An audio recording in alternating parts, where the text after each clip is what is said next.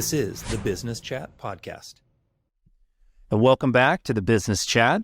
I'm really excited to be talking about construction. We have a little series, not so little, talking to contractors, talking to construction professionals, and the little mini sub-series that we were able to sneak in kind of last minute, women in construction. And I'm so stoked to be talking to Miss Vivian Mandala today. She is a multidisciplined, skilled wordsmith, mom, New Yorker. She's CEO of CMC Network. We'll talk about that in a moment. And you guys, she's on a mission to make construction more equitable. That's a whole topic in and of itself. And she's a contractor capacity builder. And I mean the whole picture of widening the thought, widening the abilities of the capacity of the construction companies. She loves New York, cares about construction companies in New York, women in construction. 30 minutes will not cover everything today, Vivian. How you doing? I'm great. How are you? I'm good on this Monday morning. Great. Thanks for joining me. So we talked before the recording, you bet, that we were going to try to, zero in on a few topics before we get in, because the clock's running and you've just got a lot of wisdom and experience and kind of updates for people listening. Again, it's Women in Construction Week, but first, all the women in construction want to know, what's Vivian drinking? What'd you bring today?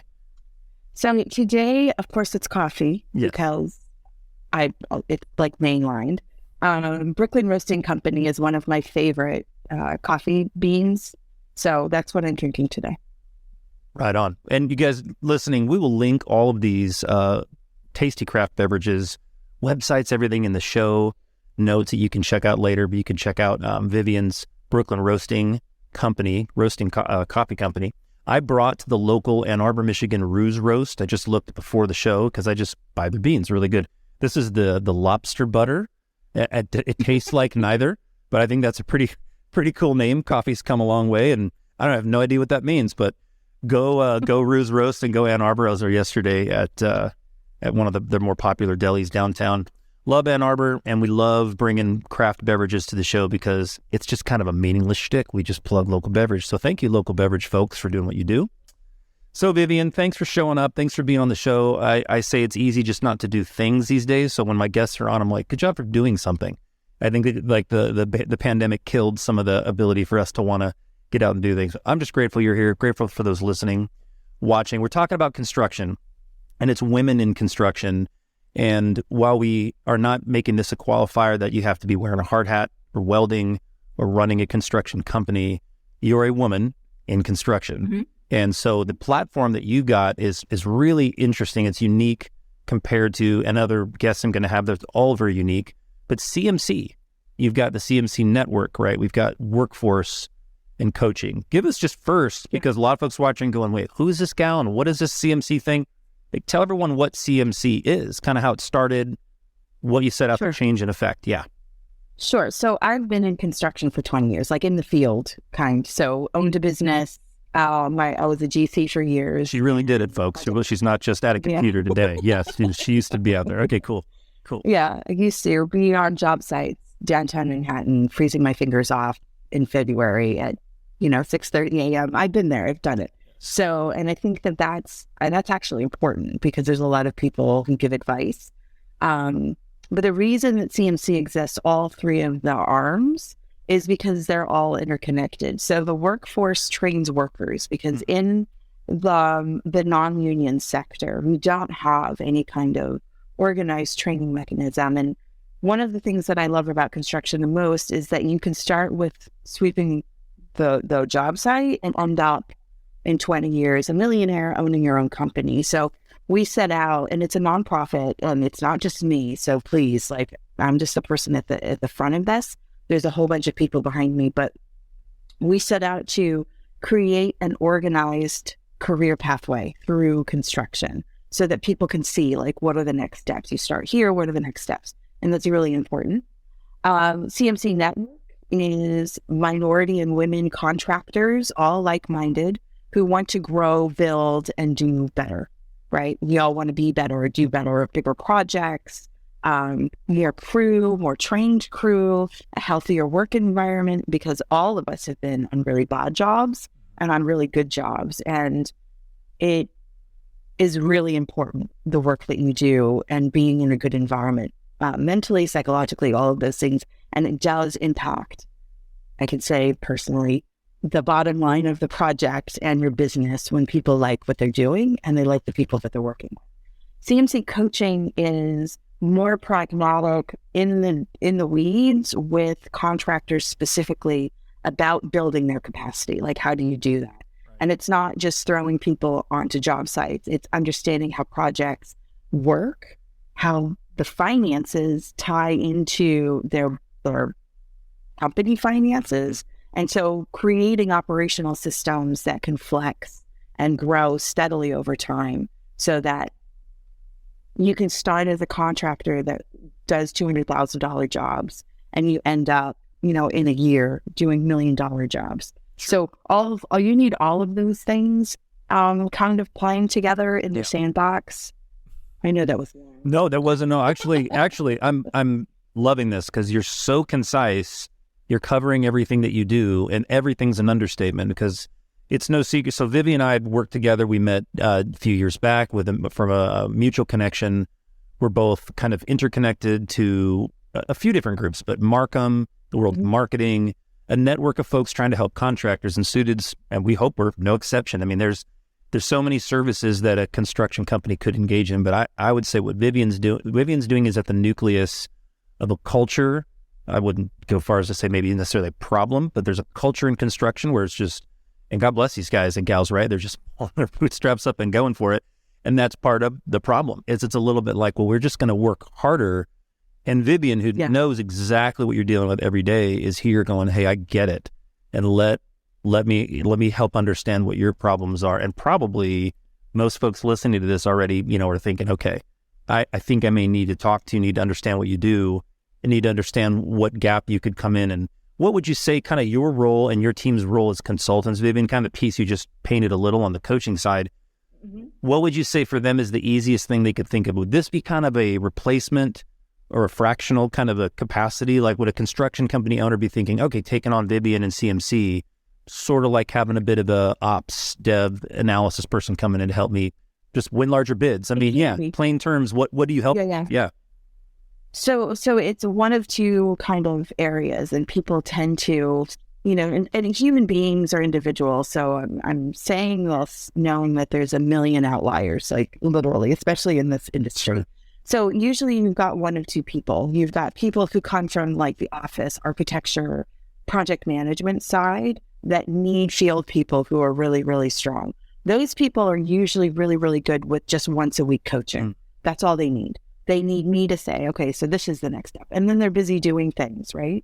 But then you have your field guys who have all of this depth of beautiful knowledge, and they're coming into a construction business from the field, right? Which is beautiful. And that's actually what I want to encourage both. But this one has, and I have all kinds of people who would argue with me, but you have a very strong advantage on this side. Yeah. Because you've got 20 years of industry knowledge that you're bringing to the table.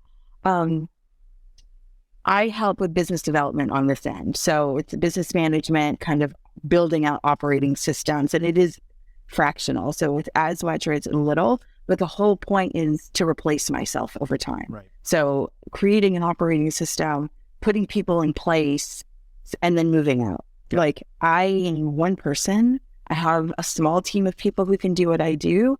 But we really, really, really want to make sure that we're building contractors and replacing ourselves so that eventually they've got a full back office that is incredibly sophisticated. As sophisticated as they are in the field, we want your office to be, because you need both of those things to take on $10 million projects in the city. You've got to have that level of sophistication to work on all of the infrastructure, projects that are coming down the pipe, which crazily in New York, you don't have to be a union contractor to bid on that work. You have to be organized. You have to have prevailing wage mechanisms in place, but you don't have to be union. So you just need that back office piece. So that's my big, depending on how you're coming at this, we'll switch depending on what you need. Yeah, see, and everything's in different spots. Your heart for this comes through as you talk, because you're talking and thinking of the pains because you've gone through them. Yeah. As a marketing guy, a lot of people are looking at the host right now going, well, who's this jackweed with the long hair talking about this? And the answer is I'm not from construction. I've been around the space, been around the technology enough to just appreciate and have a sense of humility for going, my goodness, these guys have 40 moving plates on any given job site where you see a crane. I'm already in my mind now going, the permits and the bonding and the people and the overtime and the payroll. My goodness, we just payroll at the same time. That's pretty cool. Department of Labor. Yeah, it really is a controlled dumpster fire of calculated risk and guessing and think. So I've just grown to appreciate the industry, dare I say, love it, and help those same folks in a very different capacity. So as a marketer, I would even say, before you'd engage in something with a Suited or a Booted or an XYZ web, like the Vivians of the world, y'all need to be talking to, because when we get involved as an agency to go, hell, let's raise employer branding. Let's make it folks aware of the kind of workplace you have. Let's spend a couple bucks on a camera, make a video. Let's do these things that we do that do help strengthen the company. We get a look, we start lifting the hood and we're going, there are some operational problems there for these folks just to not be able to work with us. And we're going, man, this would be really great for them to talk to Vivian, which we do. Again, full disclosure, Vivian and I refer business. Yes, we both have we handle you separately, right? Like she's kind of come over here and she's like the masseuse and it's going to hurt a little bit, but you're going to be in a better shape. We kind of fit you for the tux after that. So it's just two different things. Yeah. Right. Yeah. And again, contractors are just going, this guy, this idiot. Actual construction workers, ladies included, are going, I'm not buying this guy. Vivian seems cool though. Well, Vivian, this is more of the bullet out of the gun version of what you do. And that's the point of the business chat, is folks to see you, hear who you are, check you out on LinkedIn, kick the tires a little and get a pass by. Back to this idea, again, you're a woman in construction, and with all the great things CMC does, is there not a piece of this that you came in and said, hey, I'm coming in to help the construction business that's small to mid-size, women, minority. There's so many different personas, profiles that you can relate to.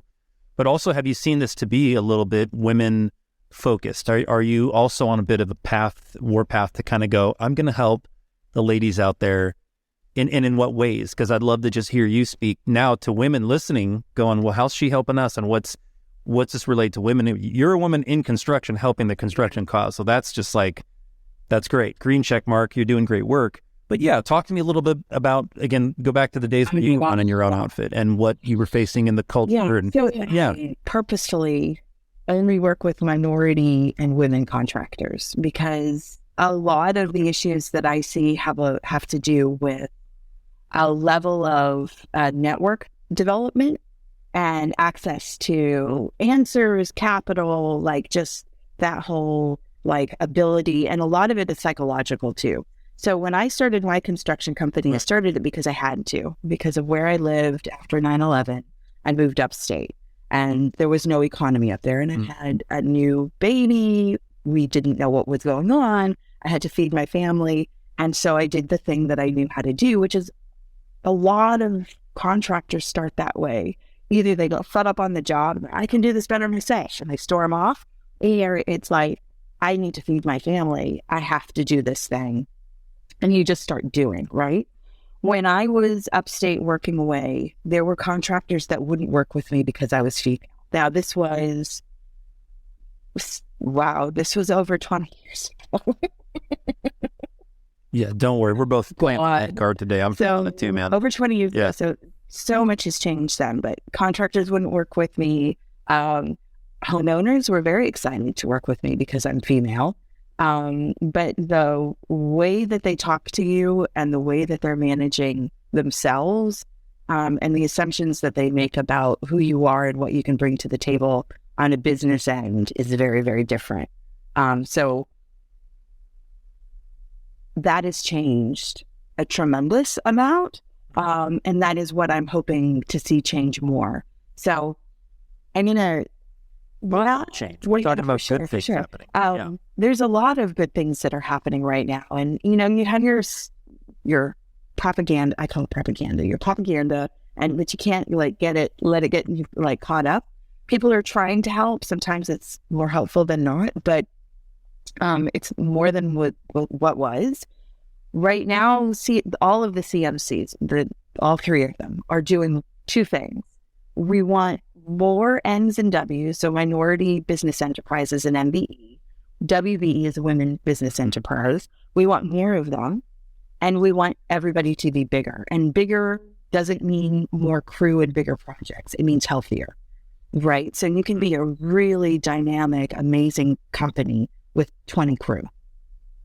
You can be amazing, dynamic, successful company with 50 or 100. Construction is numbers. It's a formula, and there is a secret sauce. So it's learning how all of those parts and pieces work together. So our job is to get more contractors seating, right? And then grow them so that they can sustain more and hire more people over long periods of time, and that they become generational and they don't phase out after dad is done and the kids don't want to work anymore. It doesn't have to close. Corporations don't close. They continue, and we just use the same model. I think that's great because business in general is needing what you're talking about. And so many businesses, construction are not startup, same way with a need. And the guy, building fences, the carpenter looks around and goes, I'm tired of working on this crew. And he gets his license, gets some equipment, sets out and does it himself, and learns very quickly, usually in a very short time, that putting up those fences for Joe Bob, Jimmy Bob on the old job sites actually was a lot of bliss to just work, punch the clock, because now you're running payroll. You're responsible. Now you've got to do the business of woodworking, and now you're the sub, and now you're going, oh yeah, it's a different thing to be good at something. Tremendous skill, and now you're having to be the manager and run all the parts. And so, understatement, there's so many pieces of construction. That's what I'm saying is for the startup company looking to have just, textiles and fashion and tech, have it so much easier in terms of a drop ship digital business from sort of your garage, if you will.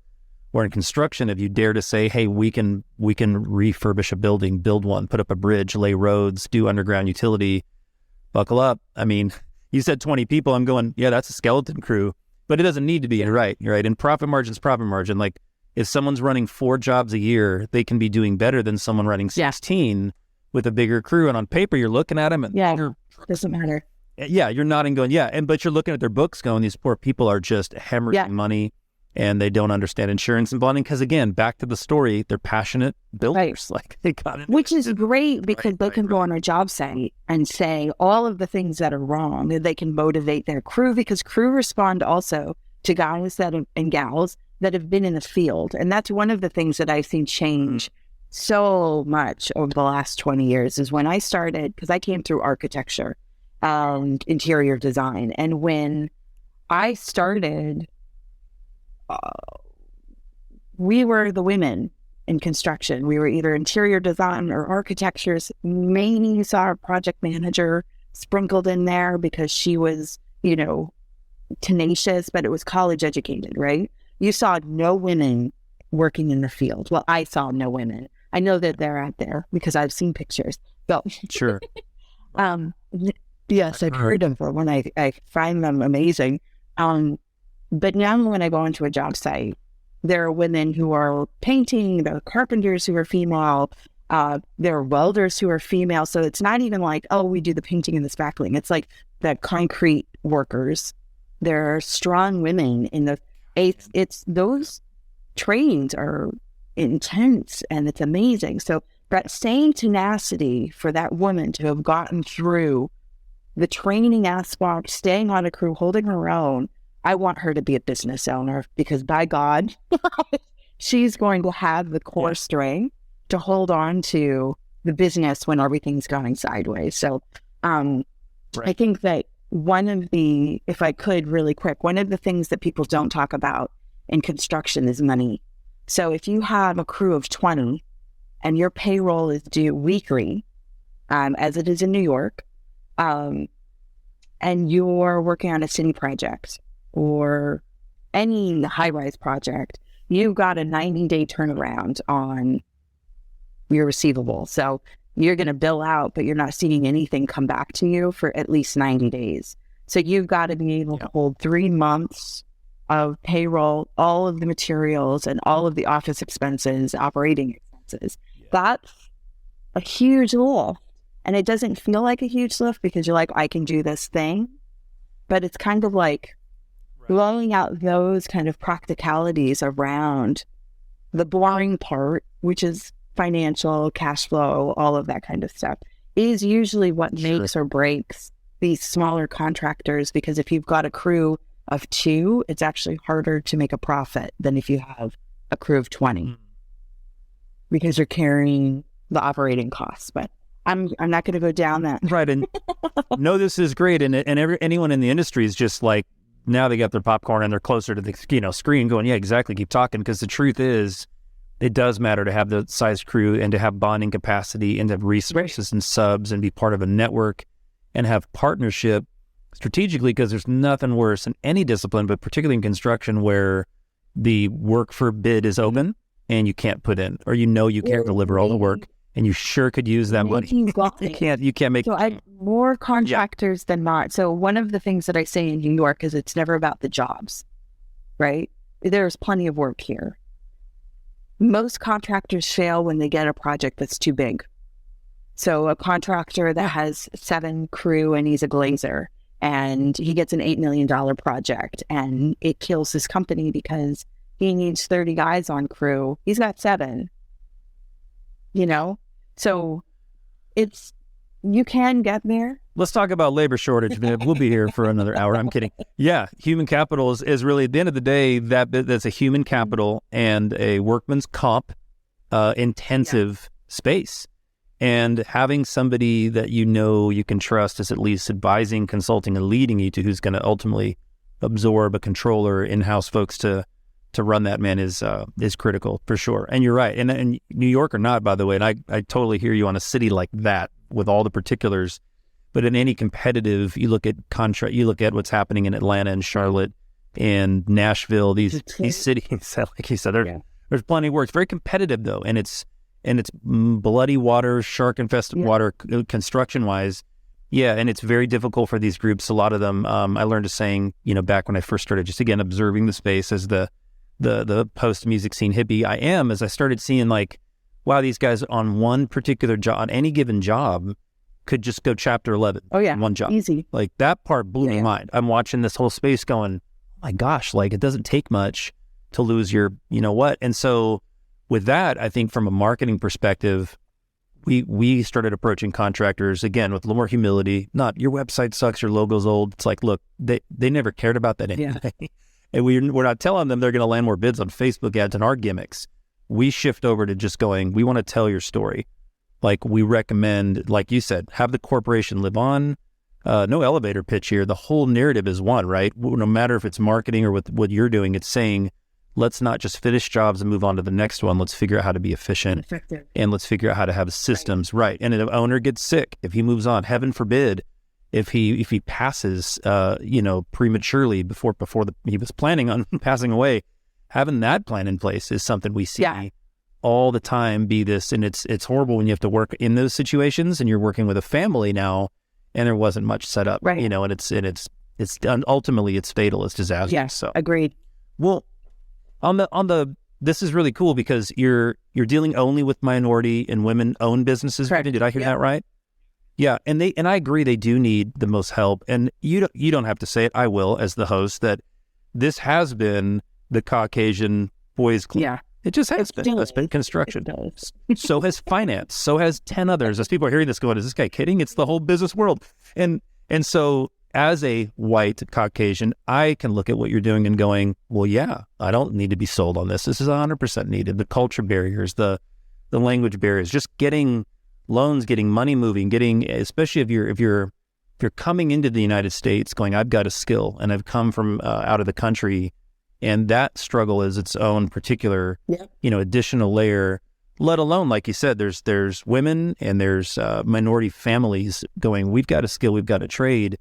Or like you said, we've just got the opposite of the business and we need the crew. And what a cool gap you're coming in to fill and hear and address, because that's a lot to take on. Talk to me about that a little bit at your team.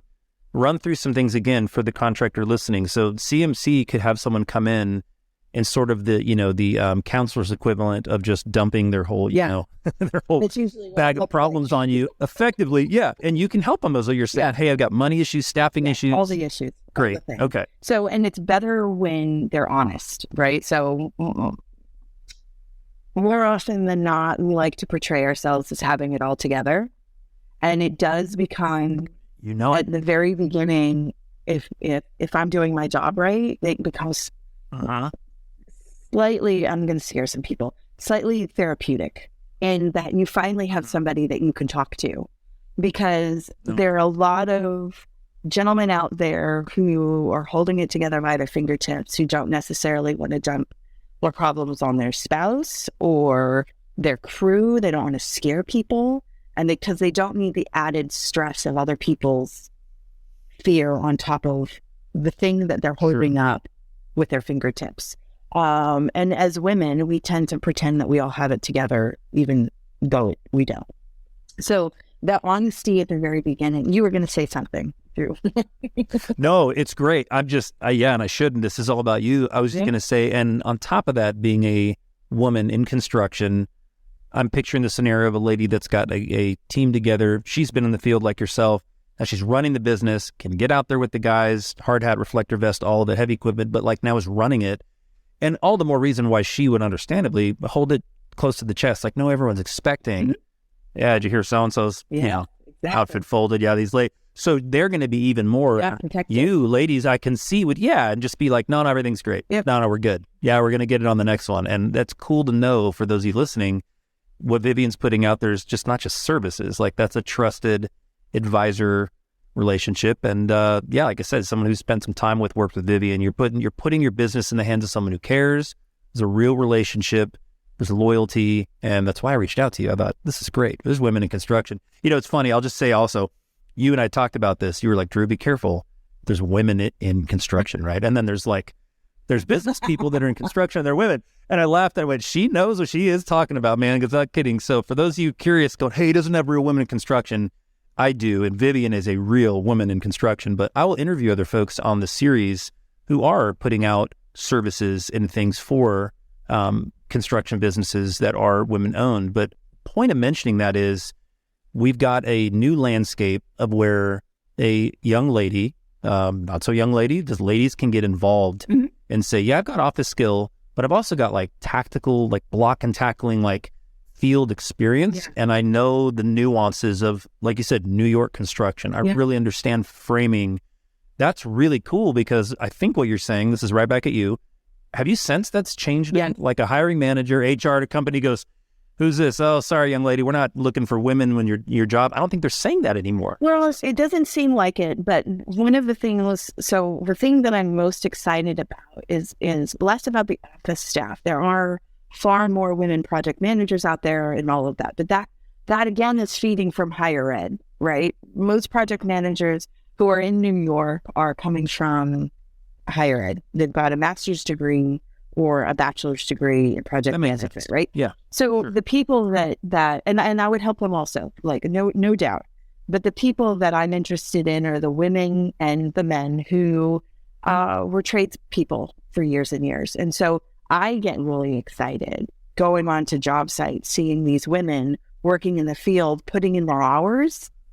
15 years from now, if they're in a good business environment, this is why all of these things, all of these supported systems work together, because that woman needs to have field experience, but she needs to get managerial experience, right? So she needs to move up to a foreman, a super, from a super into project management, from project management into estimating, and go into the office to start developing those office skills. That person who can start in the field at labor, pull up through like concrete, right? Spend 15 years in the field in concrete, maybe another 5 years, 10 years running crews and running projects, doing a little office work on the back end. That woman or gentleman is going to be a killer running a business, because if you know how to bring projects in successfully, schedule, budget, all of those things, right? and you have really strong KPIs and you know what those KPIs are, then you can build a business off of projects that way. But you've got to really understand how the projects are built together, how to communicate with your crew. Right. You've got to be like, so it's not that you have to do one thing. You'd have to have this whole set of cards, like all of them, because I love it. Ones at any one time, if that makes sense. Well, it does make sense, and I think then it prompts the question from the guy, and I did not. So none of these are scripted, you guys, but this one I'm going to throw at you, Vivian. So it's a little bit of a curveball. Okay, I'm ready. So for the men listening, and I'm talking about the guy that's been in roofing for 20 years, right? The union lineman that's been with the utility company. And this could really extend beyond that, but your trades, strong union, and I don't want to say demeaning that they're boys clubs because they're predominantly men. They would say, no, we're not boys clubs. We're open to women apply. They're all kind of hearing this, going, dude, here's the reality. And then fill in the different things that could be hurtful, but unintentionally, I think in a lot of cases, they're just going, this is just a tough job on ladies. And I've at least seen the conversation move to that, where there was a women shouldn't be doing this. And I think we're agreeing. We've moved past that. And now and I get like this with politics. I'm a little bit like, I just sit in the middle of popcorn and watch the two go because I really don't have a stake in it. And I go, I don't know, Elon took over Twitter. You guys are so sure the minute he did that it's terrible. Maybe it's actually good, because every time all of Hollywood and the music industry is on one track, I go, well, maybe every time they get together, I'm always like, I'm on the other end. Anyway, this thing of women in construction doesn't have as much red tape and barbed wire around it as much as me going, time will tell.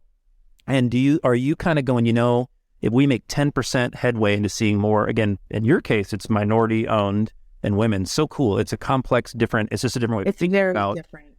Yeah, limits. But just for women for a moment, are you of the mind of saying, hey, I think these women can do any of these jobs men can do? Yes. And it'll just take time? Yeah. So, for the record, I'm rooting for y'all. I'm just saying, how do you really think this will play out? Where 100 years ago, construction was 100% physical. And I'm not saying that it's not physical now, because it is very physical. Standing on concrete, I get where you're going. Is in and of itself, standing on a concrete slab in February is hard work, because the cold gets into your bones. So there's that level of physical discomfort and me being okay with that. Sure. We have tools now that make work physically easier. Yes, holding a jackhammer, you still have to have upper body strength. But I have yet to meet a woman who, if she wanted to develop upper body strength, was just like, I physically can't. It's not like her muscles won't develop, right? So there is, no, it's not like we're carrying people up flights of stairs, even though women are in the fire department and they do that practically too. So if you can practically do the thing that needs to be done, there is zero reason why you shouldn't be there in the room.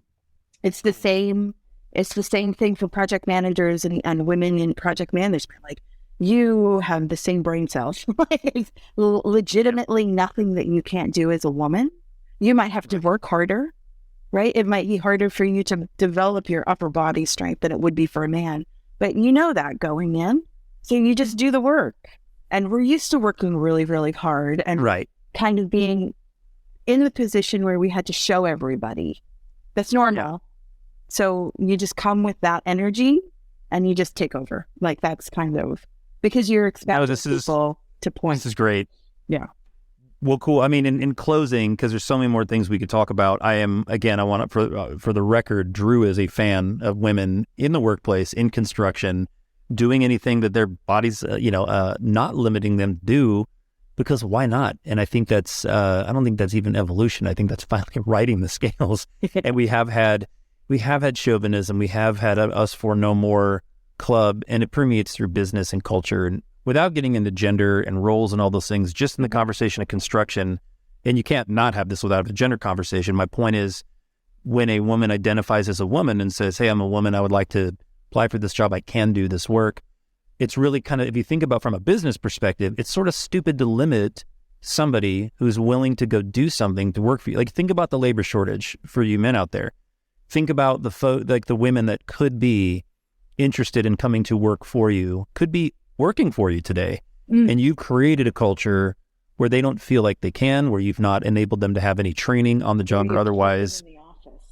You keep them in the office. That's not right. Yeah. Yeah. And I think we unintentionally, I will add as a little bit of a weight off that, we unintentionally just come into work with that culture. It's like this, because this is construction, well, obviously the women will be in the field, the men. And I think I like seeing the folks like you are coming in and breaking that up, where it's already now getting a little softer. I agree that now with the tools and the technology, it's not the same thing as swinging a hammer in the 20s and 40s. It's a very different landscape. And yet at the same time, it's all too familiar. The water cooler talk feels like it's still pre-World War II, right? In the way we refer to like, hired a Jane, you know.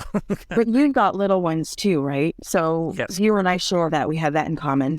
My daughters, who are 14 and 11, the conversations that they have about what is acceptable, what they'll tolerate, which is sometimes is a little much, but it makes me really happy, because strength is something that they want to see. That's something that they hold. Sure. The ability to endure, not to be a shrinking violet, but really to be true to yourself. If you're quiet, kind of wordy type, there's a place for you in this world. Being genuinely yourself, presenting yourself as a strong human, regardless of what it looks like on the outside, I would say I am so excited to see whatever ground we break here, right? And have been breaking for the last 20 plus years as women in construction.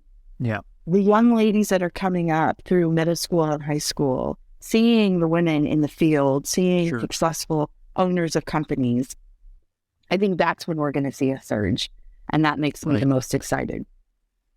Yeah, and the analogy I close with is you just see it in professional sports. Overnight, you all of a sudden saw a surge in minority, and you saw something for these young boys and little girls to look up to in Olympics. And I could go on, but it's a good thing to see yourself represented in a role that you went, I didn't know I could do that.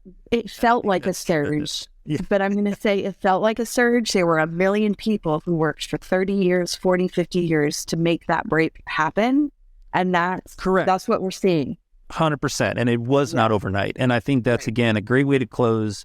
Vivian's not looking to make, as we've talked about this extensively, change overnight. Change doesn't happen overnight. Lasting change doesn't happen with a movement, with just protest, peaceful protest, but it happens with legislation. It happens at that level, right? Law. It happens with culture. And it happens with what Vivian's saying is, women seeing somebody to look to and seeing a role model of an example. And I can't think of a better place for you women in construction, either aspiring, you're there today, reach out to Vivian. I've got her info linked on LinkedIn. You can go to cmcnetwork.co. Thank you to Brooklyn Roasting Company and roast with your lobster butter. Yeah, I got to get some Brooklyn Roasting. Vivian, we rushed this interview, we talked and I was like, women in construction, hop on the show. So we owe you one of these, I'm excited. Medium quality mugs, pint glasses, you kit. All right. Anything you want to plug at the end? Are you going to be speaking anywhere? Is there anything coming up people should be watching for? So not really. We're just plugging along, looking for speaking engagements. Staff are doing that any day of the week. Little kids in gymnasiums, all the way to corporate headquarters of large, builders, and anything in between. I'm always writing, so if people want to see what I'm doing, they can go to the website, the coaching website, and pick that up. If they want to hear from a host of different professionals about a variety of different things, they can go to the network's website. So it's not just me there, it's all of us there. So, which is a beautiful thing. That is beautiful. What a cool thing you're doing. And look, people are calling in already. Excellent. Well, Vivian, thanks for being on the show. Thanks everyone for listening and tuning in. Have a good one, babe. We'll see you. You too. Bye.